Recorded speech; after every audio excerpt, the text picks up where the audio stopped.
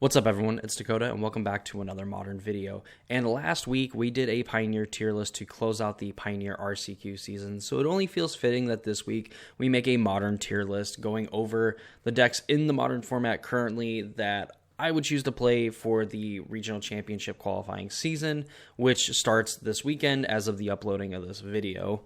So in kind of a special, asterisk we're going to put on this as well.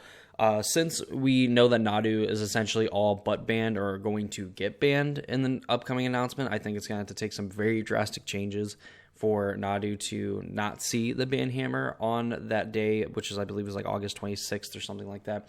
I'm going to try my best to explain the position of each deck that I have it placed in and potential spots where it could move with Nadu in the format, and that's how I'm going to rank them, is with Nadu in the format, and then kind of give trying to give a general explanation as to where the deck could fit, in a post-Nadu world, because again, it just seems like from all the kind of like jockeying from Wizards that they're not going to emergency ban Nadu, but that it's going to be banned in the upcoming BNR announcement.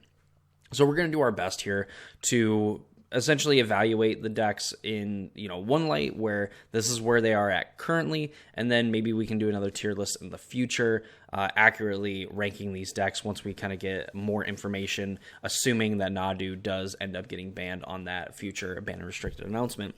Of course, before we get into the tier list and we talk about Modern and all that great stuff, the stuff that you guys came here to watch, if you're not already subscribed to the channel, please consider subscribing and ring notification bell so you know when future videos get posted. It's a free, easy way to support me and my content as we absolutely race towards 1,000 subscribers by the end of the year. I think we're going to absolutely crush that goal with how things have been going. Y'all are awesome with the support. It keeps me wanting to make videos and trying to come up with new ideas, and how to expand the channel and everything. So I do greatly appreciate all that support. And with that being said, let's go ahead and jump into the tier list. So here we have our Modern tier list here, and the very first spot and the only spot that we can place anything into is Nadu in the Nadu tier, which basically saying that this is the unequivocally best deck in the format. It's going to be the best deck in the format until it is very likely, like 99.9% likely, to get banned in the next ban and restricted announcement. Nadu was kind of known before the Pro Tour. People kind of joked that this was going to be the best card in the format, that this was going to be the best deck in the format, whatever you want to call it. And I think it was definitely a joke, and then people kind of got their hands on Modern Horizons 3 early, and they found out, like, hey, wait, there might actually be some legs to this, and then found out that this is legitimately the best deck to play in the format. It was a known quantity going into the Pro Tour, where a quarter of the deck list in the Pro Tour Modern Horizons 3 was the Nadu decks. We had 5 of them in the top 8, and of course we had all of them advanced, well, all but one, technically, advanced to the semifinals, and then, of course, a mirror match in the finals. Basically, the only thing that Nadu didn't do in that Pro Tour was have the highest win percentage, but it had by far the highest win percentage of any deck that was even close to the amount of non-mirror matches that Nadu played. And it wasn't the number 1 seed, which then the number 1 seed absolutely folded to the 4-color Nadu player that managed to sneak into the top 8. And since then, Nadu, well, maybe at times hasn't, put like 4 or 5 decks in the top 8, well, although it certainly has in various like NRG 10Ks and SCG 10Ks. Nadu has continued to be one of the most annoying decks to play. You've seen it as like a deck that has dominated the format in terms of actually playing the games. And then it's also been a pretty annoying deck, period, in terms of how complicated some of the loops are and what exactly comes of it. The games tend to go very long, especially in turns, because Nadu essentially has like, three of like the 5 turns and extra turns to try and win the game. And it is more than able to do that by, of course, making a ton of creatures and then, blowing up all your lands, bouncing all your things, whatever the case may be. Nadu also makes games go very long in that sense, too, because while you're trying to combo and figure out the right way of doing it and the right setup, it does take a while. I've seen, streamed matches of Magic go 20, 30 minutes past time on round because of the Nadu player, actively because of the Nadu player. And, especially when, like, God forbid your opponent reacts with the Nadu player, and then they have to figure out another way to kind of get through a lot of the stuff that's like going on. So overall, I think that Nadu is a very annoying deck on top of just being the best thing that you can do in the format. If you have this deck nearly built or built, I would be jamming as many RCQs as you can to try and qualify while this deck is still legal. And as long as you know some of the basic like loops and some of the other kind of like tech that these Nadu decks are using, you're going to find success with the deck. You're going to be able to win a lot of matches of Magic with it, and you're probably going to be able to take down an RCQ. At least if you go to like a 2-slot one, you can at least make the finals with Bant Nadu. Just don't be surprised if you end up having to play the mirror in said final, or if there's a decent amount of players. This is just easily the best thing to do. I can't really spell it out for you anymore. On top of, it's just the most played deck for a reason. It's maybe, we can argue if like, oh, well, if it's not winning every tournament, then it's not really that bad. But in reality, I think that's just like a poor argument because, when enough people enter with Nadu, some of those players are going to have to play each other and they're going to knock each other out. And I think I have more confidence in Nadu players knocking each other out of a tournament than some of these other decks really knocking off Nadu on a consistent like tournament to tournament basis, where you can find like maybe a few match examples where Boros Energy or Jeskai or even like Goryo's Vengeance ends up beating Nadu. But I think in the long term, you'll find out that like Nadu, being the only deck that really has enough results that we can actually like paint an actual picture for this rather than some of these other decks, or at least a clearer picture here than any of these other decks. It's by far the best thing to do. I'm done talking about it now because I've definitely rambled way longer than I should have about this dang Bird Wizard. Play this deck if you can. Don't make yourself broke trying to play it. Don't anything like that. A lot of these other decks are going to come up. I think are going to be very viable post Nadu. But obviously, we're going to try and run it a little parallel, like based around this Bird Wizard here, and try to draw some parallels, try to draw some kind of conclusion between a Nadu world and a post Nadu world. So that's the Nadu tier. That's Nadu. This is the best deck in the format. Period. Play it if you can. If you can't, don't worry. Unfortunately, Wizards is going to make you wait about a month into the regional championship qualifying season to actually play Modern. That is going to be pretty healthy. So now that we're done talking about Nadu, let's go move into Tier 1. And I like to try to keep it as like 3, try to build as much of a pyramid as you can. I think there has to be some kind of, tiering where you can't have like a bunch of Tier 1 decks, because then like what exactly is Tier 1? I think there has to be some separation. So I think I'm only going to have 3 here, and then like these other tiers are going to kind of, we're going to rank inside of them to figure out like which one's the best one. So with that said, I think Tier 1, you have the Jeskai control decks, you have the Boros Energy decks. You can even include like the Mardu variants, but I think the Boros variant is the most popular. It's definitely the most consistent. So I would kind of err on the side of the Boros builds, but if you want to throw like Mardu in here, even though it's kind of its own separate archetype, they sort of kind of play the same way, so I'll accept it kind of being here. And Mono Black Necro. So Jeskai Control, as we kind of stated when we were rambling about the Bird Wizard, is that Jeskai Control has a theoretically good matchup against Nadu. While I don't think it's absolutely bulletproof, I don't think it's a buy if you're the Jeskai Control deck if you end up playing against Nadu, but it does have a lot of tools. With the Wrath of the Skies being the premier sweeper now in this deck instead of something like a Supreme Verdict, where thanks to things like Tune the Narrative and Galvanic Discharge, you're able to kind of store up enough energy and then sweep the board with a Wrath for 2 mana, and then be able to leave up Counterspell or a plethora of like 1/2 mana interaction. Of course, you have Force Negation as well. So if your opponent, if you tap out, you can kind of get your opponent with a Force Negation, because that would be like their window to try and resolve something, just because you'd be able to hardcast Force Negation either way, or leave up Counterspell, things like that.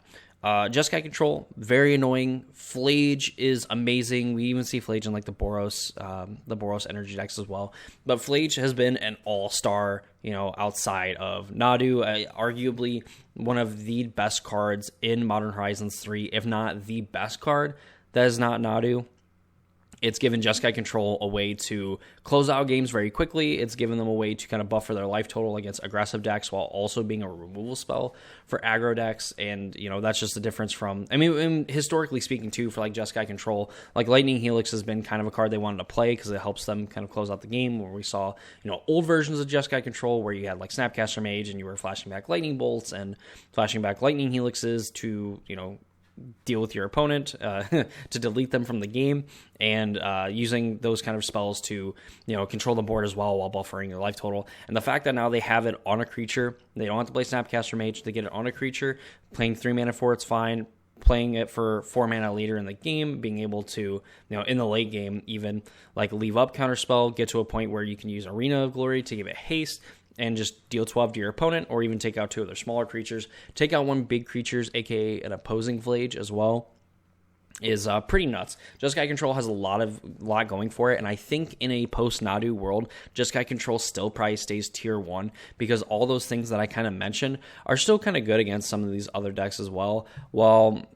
Sun Cleanser, depending on how good of a sideboard card it is going to probably depend on how it affects these other 2 decks. And while I think Boros Energy and some of the Mardu variants have more results total than the Jeskai Control deck, and you can maybe shuffle these around if and when there's a Nadu ban, I think as of right now, you have to put the deck at the top of tier 1 that has the best matchup against the best deck in the format, and I think in general has a pretty good matchup. Obviously, pilot dependent, I would say. I don't think you can just pick up Jeskai Control and expect to have a ton of success with it in the Modern format if you have no idea what is going on in Modern. But if you have a player that's well adept, well attuned with the format, well in tune with the format, that you can kind of, you can make an argument that this is the best non-Nadu deck in the format, and that's where I'm going to place it, as at the top of tier 1. Boros Energy is here kind of like a mix of, it puts up very, very good results. It wins tournaments. It has a lot of very good sideboard cards for the Nadu deck. The thing is, like, the Nadu deck, I think, even in like post-board games, has some things that it can bring in to kind of help the Boros Energy matchup. And Boros Energy, I don't think, can really win a super long game against Bant Nadu if Energy is not trying to close out the game on the Nadu deck. However, against everything else, I think Boros Energy is very good.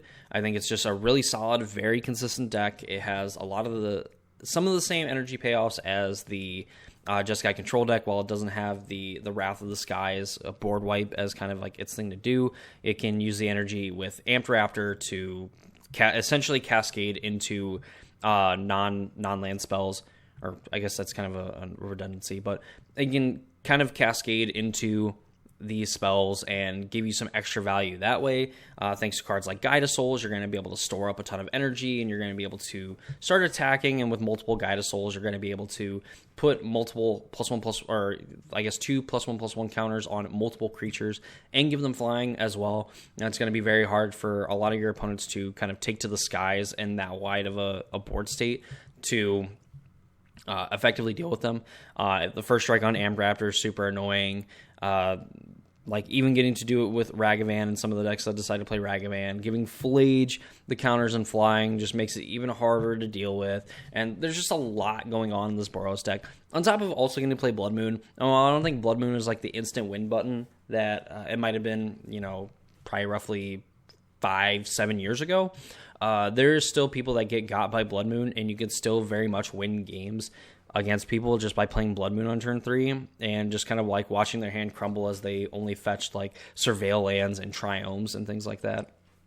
So I put it here. I think in a post-Nadu world, Boros Energy probably ends up here. I think it ends up being one of the most consistent decks. I think that it can beat Jeskai Control, even though I think Jeskai Control's things kind of line up better against Boros Energy than kind of the inverse. I think that this deck is solidly in tier 1. I don't think it's really going to get moved from here, especially when Nadu goes away. And I think while there may be some other decks that might shift up into this tier 1 status, I think Boros and Jeskai are pretty safe. The weird one, and I think the deck that kind of gets held back the most by price, and kind of a 4-color like Yorion control or 5-color Yorion control kind of situation going on here, is Mono Black Necro. And I think the final deck in our tier 1 list. While these other two decks have kind of the metagame share plus some of the results kind of like to back them up, I think Mono Black, if you're not already invested in cards like Soul Spike and some of the other expensive cards in the deck, you are definitely behind. I think this is like $1,300 to $1,500 to play, where some of these other decks maybe like are near $1,000, but that's still, roughly $400 to $600 cheaper than this Necro deck, where a lot of the cards at least come from older sets or they come from MH3. I don't believe Necro Dominance itself is like really expensive, but that being said, it's just it's a very good card. The deck itself is just very expensive to play. The play patterns, I think, kind of play nicely with what's going on. If you're able to avoid a Bowmaster, you're kind of able to draw at will. If you have stuff like Shieldred in play, then you're just going to be able to even look at more cards as you kind of go on. Really, just how the deck has kind of evolved and been built, I think that Necro is kind of poised to hold on to maybe like towards the bottom of tier 1, maybe be in that tier 1.5 status. I think right now it just has the lack of results going for it, and that's just, again, I think a lot of players are priced out of it. It does do decent online, and I think is maybe a little bit easier to like manage and stuff online as well, because again, a lot cheaper. If Soul Spike ever sees a reprint, if any of these cards like come down in price and it gets down to probably that $800 to $1,000 range, then I think Mono Black Necro will be kind of a deck that we see seeing a lot more play in the format and going forward. And I think it has a decent matchup against both Jeskai Control and Boros Energy. So I think it can hold down the spot here and kind of anchor out our essentially our top 4 decks of Modern, and just hold on to that position. There's not really too much to say about this deck. I think the fact that like Necropotence is a broken card, Necro Dominance is maybe not an equally busted card, but very, very close, I think, to a really busted card. Definitely has some synergies with like the additional, benefits of getting to draw the cards rather than exiling them and then putting them into your hand later. The drawbacks on this card just really don't matter. Again, when you have cards like Soul Spike, March of Wretched Sorrows as like your ways to get rid of extra cards that are already going to be exiled anyway and help you gain life, so then you can end up drawing more cards later with Necro Dominance. Now, if Soul Spike sees a ban, I don't think this deck really is that relevant anymore. I think it's going to rely very heavy on getting Shieldred down as well as keeping it alive to ensure that you kind of keep drawing cards. But until that happens, I think that this deck is solidly a tier 1 deck. So here we have tier 1.5. These are decks that I think can potentially break into this tier 1 status come like a Nadu ban. I think these decks as well are also just still very viable options to play in the Modern format. And I think if you have kind of the format knowledge, you just have a lot of reps put in with the deck, that I don't think it's necessarily a bad thing playing these decks. I just don't think that they are, deck for deck, the best decks in the format. So first, I'm going to start with Goryo's Vengeance. I think this deserves kind of the first spot in tier 1.5 because of how good it's been kind of since it's been a deck. And it just, how bad can reanimating our Traxa like on turn 3 be, or even like a Gristlebrand? Like, sure, like Bowmaster sucks, but Necro Dominance up here gets to kind of do its thing in a Bowmaster world, so why can't Gristlebrand do his in a Bowmaster world? So between this deck, where it has kind of this scam sort of package, arguably a little bit better for the fact that you can potentially get 3 cards out of your opponent's hand, on top of just making sure that your Atraxa is safe from graveyard hate. It also just has plenty of ability to play like a turn 4 kind of strategy where you can Tainted Indulgence, you can Faithful Mending on turn 4 with 2 mana, dig for like your 4th land, pitch whatever thing you want to reanimate, and then Goryo's Vengeance it back. Of course, that gets a little bit worse because a lot of the power of this deck is being able to end step one of those 2 draw spells put in a Traxor or Gristlebrand into the graveyard. Goryo's Vengeance it back on your turn and go and find an Ephemerate so that you can keep them around and obviously, just kind of dominate the game from there. A 7-mana or a 7/7 flying lifelink creature or a 7/7 flying lifelink vigilance death touch creature is very hard to deal with for some decks. And I think while you're going to need a lot of energy and stuff for Galvanic Discharges, and like for Jeskai Control, where we see a lot of the prismatic endings, you see Galvanic Discharge, we see Wrath of the Skies, things like that. There's very few options for one of those creatures as soon as they are put onto the battlefield. Necro Dominance has some hard removal in the deck, but these two decks here don't really have that. Of course, Nadu just doesn't care about how much life you gain or how much tempo that you get from kind of doing the thing. Obviously, if you get scammed on turn 1 and then turn 2, get to set up your thing, turn 3, do the thing, and then turn 4, further kind of disrupt your opponent with another scam kind of draw. The Nadu player definitely has to draw very, very well from that position, but I think that's one of the most busted draws that you can have from the Goryo's Vengeance deck, and that's just not going to happen in every game. So I think here it has some tools where it can kind of combat these 3 decks up here. I think in general that these 3 decks are the best, and I think Goryo's Vengeance, if something happens to Nadu, we could see some shuffling to where, you can convince me that Goryo's Vengeance kind of belongs in here, maybe over something like a mono black, where finally the lack of players playing it, and obviously the number of results can kind of bump it down to this spot. But I think for right now, Goryo's Vengeance is kind of in that tier 1.5 spot. Again, could potentially move up to tier 1, and if you've been playing it really for the last 6-ish months or whatever, that it's kind of been a thing in the format, then I would just continue playing this because there's a lot of powerful things going on here.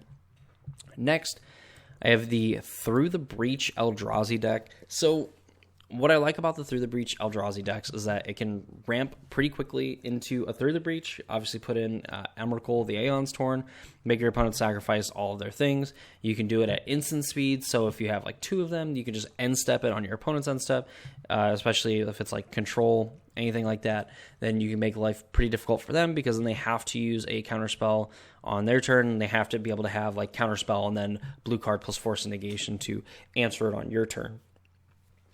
On top of that, too, getting to play Kozilek's Command, which has proven to be a very powerful card to these colorless decks, where you can essentially stack your deck in a way and then draw a card that you're looking for, especially when you have Tron. While this deck isn't necessarily getting Tron, it is putting a ton of mana sources into play and allowing you to look at 5-6 cards and then potentially a 7th if you scry out to the bottom, and then an 8th on your draw step. Creating a bunch of tokens as well to kind of give you more mana to where you can kind of set up another command if you need to dig for a Through the Breach. Just in general, doing a lot of doing something that is very powerful. Its Plan A is very powerful. Plan B, not so much, but I think Plan A is so good that it might just earn the second spot here. I think you can kind of argue back and forth with what I have kind of after this deck. And I think that's just straight up the, not Eldrazi Tron, but basically Eldrazi Tron.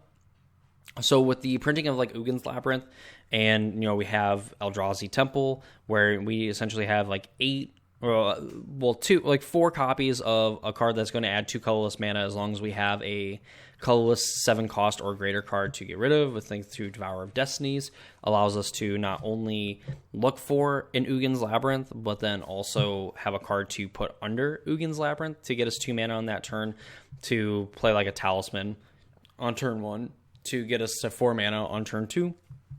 With now cards like Sowing Microspawn being able to ramp and get us additional copies of Ugin's Labyrinth, maybe go get an Eldrazi Temple to essentially race towards casting some of these Eldrazi spells. And again, I believe even some of those decks too, they're seeing play in the Eldrazi Breach decks.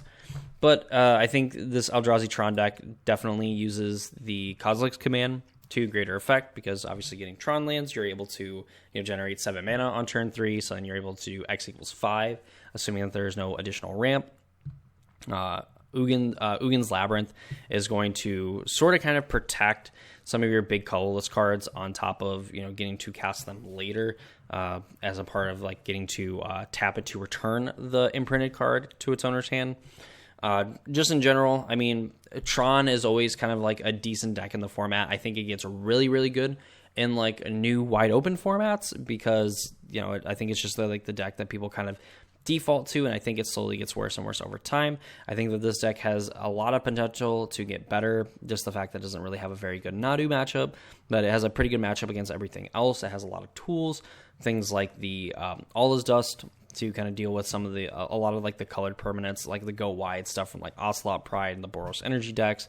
This is like a way that you can deal with like Necro Dominance and some of the other annoying like colored permanents on the battlefield, and even like a pretty clean answer to something like an Atraxa or a Gristlebrand, things like that.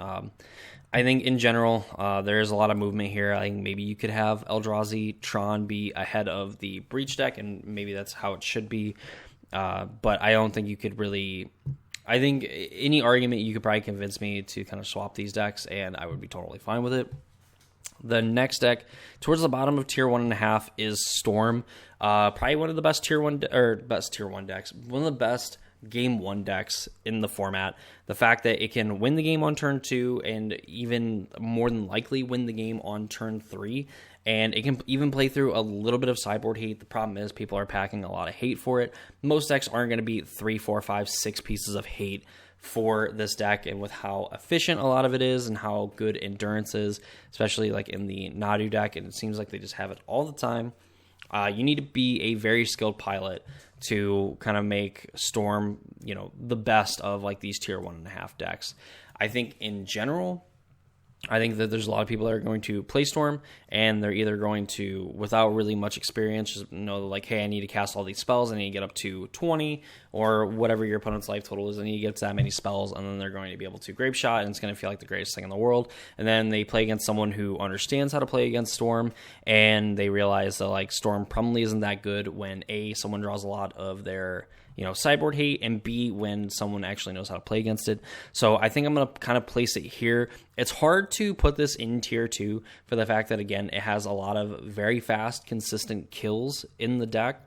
I just think that a lot of it comes down to, you know, how many sideboard pieces does your opponent draw, how skilled your opponent is, and how skilled you are as a Storm player. So I think there's enough variables here where I think some of these other decks in general are just like more powerful, and like when like the average player kind of picks them up rather than, you know, the average player like picking up Storm. And speaking of, you know, average player picking up a deck, I think that the Blue-Black Murktide deck kind of rounds out our tier 1.5, and maybe kind of putting these close just feels like disingenuous, because I think Blue-Black Murktide is a great deck to play. I think Psychic Frog is an awesome card and has proven to be an awesome card. It's been a very hard threat for a lot of decks to deal with. The fact that it's able to make itself evasive, it's going to draw you cards. And, you know, the fact that I'm just kind of completely sold on this card being, you know, a great card in the modern format. When Mengucci said his opponent turn 1 dismembered it, and he just discarded basically his whole hand to have the frog survive, and ended up winning the game off the frog. Like, I think right there with like that, with that open, you know, that open of a field, or, you know, whatever you want to call it, the fact that like I was willing to go hellbent to save this frog from a dismember, obviously matchup dependent, and just absolutely just hit my opponent for 5, draw an extra card. So I'm essentially drawing 2 cards a turn. My creature is now bigger than most of like what the Eldrazi decks are going to be able to play super early on. And even if they are able to commit something to the board, if it's not killing the frog, then the frog is just going to get to, more than likely, fly over everything except for World Breaker, which apparently a lot of decks are starting to play World Breaker. So I think Blue-Black Murktide is already doing things that are super powerful. Murktide's a very good card. This Psychic Frog is amazing as like kind of a 1-2 punch for it, and has been a very good kind of like facilitator in general for a lot of blue-black strategies in the format. Of course, Bowmaster is still a very good card. Preordain, even in a format where we have Bowmaster, is still a pretty good card to be playing. So I think overall, I think Blue-Black Murktide is another deck that, you know, essentially plays like a control deck. I think Jeskai Control kind of gets away with it because I think the texture of the game kind of feels a little bit cleaner than something for blue-black. Plus, I think Jeskai gets to play a lot of the really good energy payoffs and really doesn't care about Sun Cleanser too much because it can answer a Sun Cleanser. But I think Blue-Black Murktide in the hands of like a really good player, just like Storm, kind of ends up closer to the top end of the tier list. But I think in general, for like the average player, I think it's like more towards the bottom here. I think that you can win games by simply just taking game actions with this deck. A little bit harder, I think, with this deck than with Storm. But I still think Blue-Black Murktide is still a very, very good deck to play in the format. And I wouldn't fault anybody for like playing this deck, even if Nadu was still a legal deck in the format. Simply based on the fact that, you know, you just have kind of that experience, you know, kind of what to look for, what to counter, how to like apply enough pressure that I think this is totally a fine pick for a deck to be playing in a Nadu world. And then post Nadu, I think it does get a little bit better. Again, for the fact that I think Psychic Frog and Murktide are just very powerful creatures. It gets to play a lot of these like incidental spells to kind of smooth out a draw a little bit, ensure that you're getting to cast Murktide, you're getting to close out the game very, very quickly in a control deck, mind you, that doesn't get to play Flage.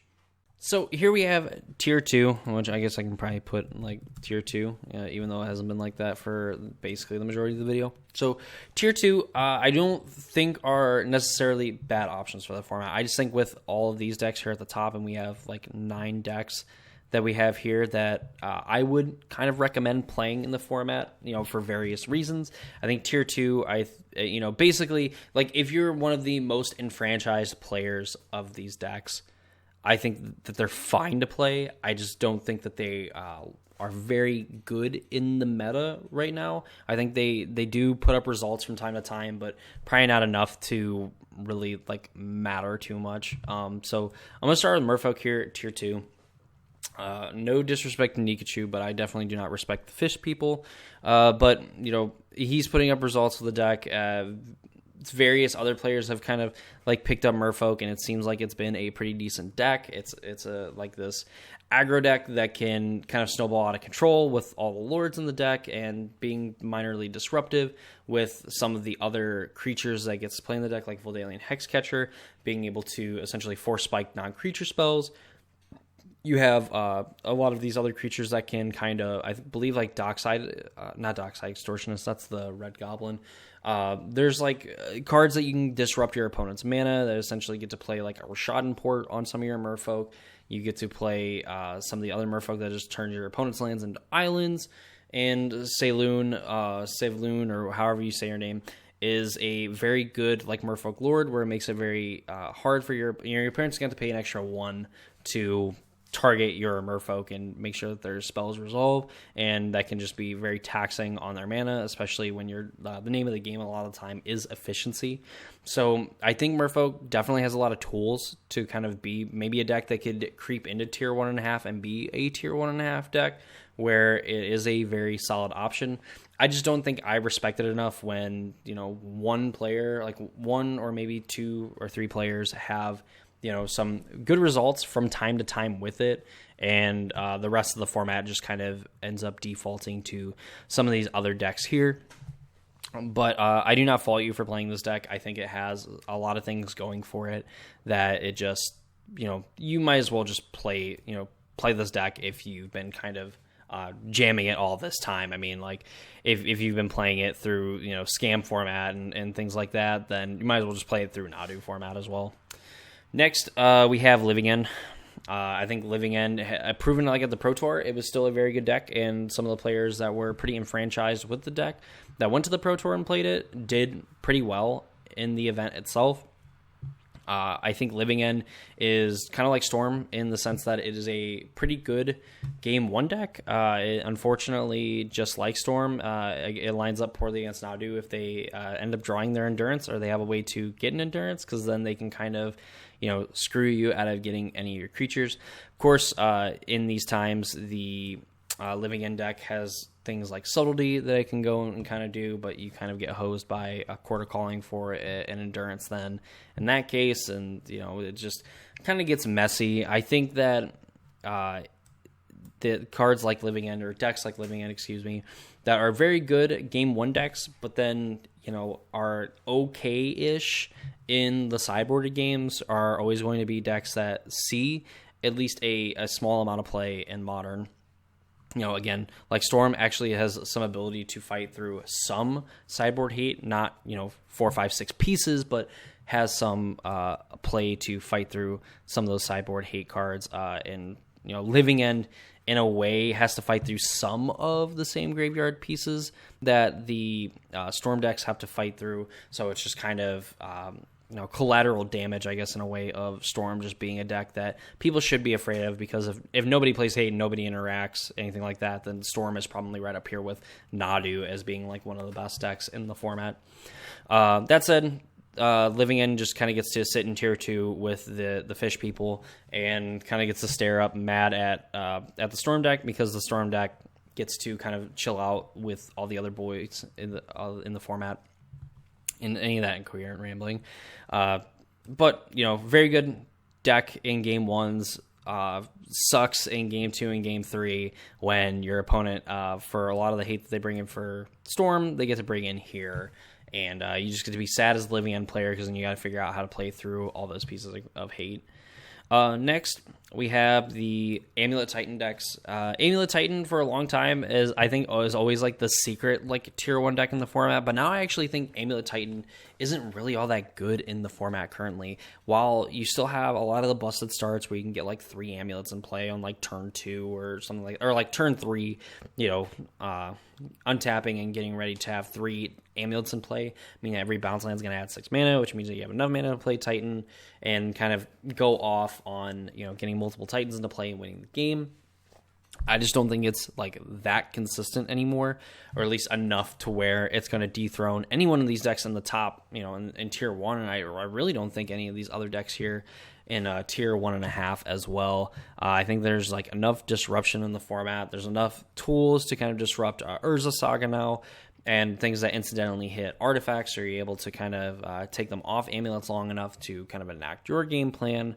And I think overall there's just more powerful things to do in the format, more powerful things in a less complicated deck to do in the modern format than to play Amulet Titan. So I have Titan kind of here in the middle, because I can't in good conscience put it at the very bottom of here, but I think that based on what these two decks offer versus what Amulet Titan is doing, I think these decks do what they do a lot easier than what Amulet Titan does, and there's just enough interaction for the Amulet Titan decks nowadays to where I would just rather be on one of these two decks. If I had to pick a tier 2 deck, I'd rather be on one of these two decks than the Amulet Titan deck.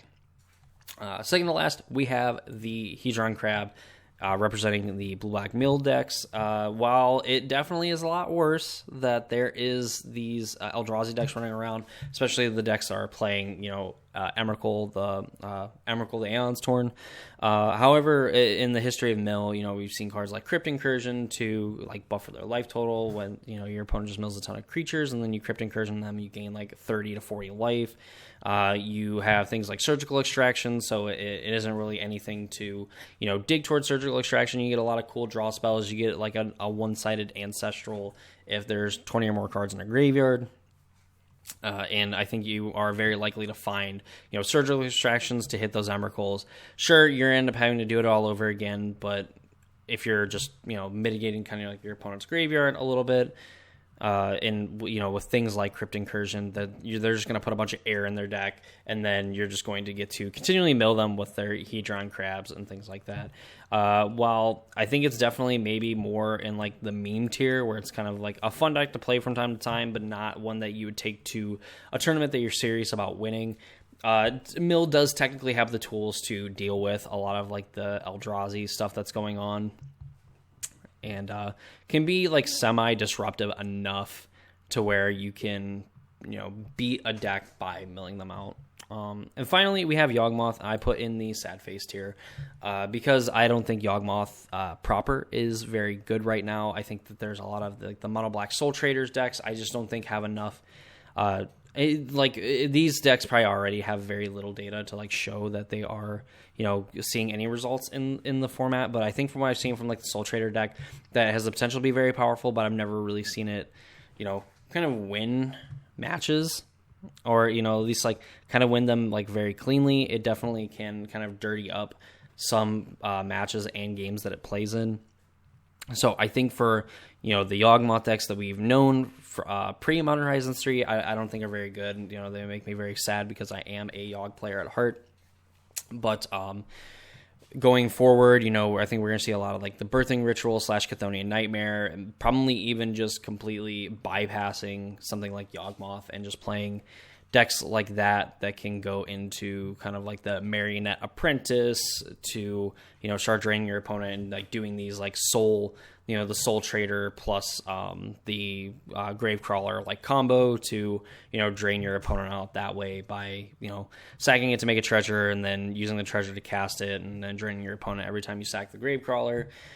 So unfortunately, Yawgmoth is in the sad face tier. Mono Black, Soul Trader probably just goes into tier 2 anyway, just because, again, I think that, not very many people playing it, and on top of that, just kind of looking relatively, like, okay, just looking decent, like, whenever I've watched it. I think I'd just put it in tier 2 for now while we kind of, hopefully, watch it kind of flesh out into more detail. And there's probably some Yawgmoth decks out there that are pretty good to where, like, you could argue they could go here. But I think compared to the kind of meta that we've created here, I don't think that Yawgmoth is really all that good. And even if you are, unless you are just a Yawgmoth player and you can't play anything else, then, like, sure, play Yawgmoth. But if you have your option of any one of these decks, I just wouldn't even bother playing the Yawgmoth deck. And that is our modern tier list for this upcoming RCQ season. While I obviously didn't have every single deck that has put up a result in the modern format, I tried to find the ones that I think have had a decent metagame share at one point that have put up, some pretty good results in some bigger tournaments and tried to kind of, again, evaluate like a position that they go into. I think these tier lists are pretty controversial for a lot of people because obviously some feelings get hurt when you say that they're, someone's favorite deck is like a tier 2 deck, or you think it's a tier 2 deck, or, some people don't think that necessarily a deck's tier 1 is another one. So if you've made it this far into the video, if you have kind of your own thoughts and opinions on how this tier list should look, feel free to, kind of leave your concerns, anything like that in the comments down below. I would, love to hear kind of other people's thoughts on the modern format currently. Again, I think that this tier list is kind of based on where Nadu sits in the format and some of these other top decks, kind of where they would be if Nadu didn't exist. Of course, we will probably end up making another one once the eventual announcement of the more than likely banning of Nadu that wasn't worth an emergency ban, but is still worth being banned, and they know it's going to be. But that's maybe kind of conspiracy theories at this point. So that's going to do it for me this video. Hope you all enjoyed it. If you did, please like on the video, comment down below. Again, any thoughts, comments, concerns on my tier list and where maybe you would necessarily rank decks, or if you have a deck in mind that I did not discuss that you would add onto the tier list and where you would add it. I would love to hear those thoughts in the comments down below. That's going to do it for me. Hope you all enjoyed the video, and I hope to see you all in the next one.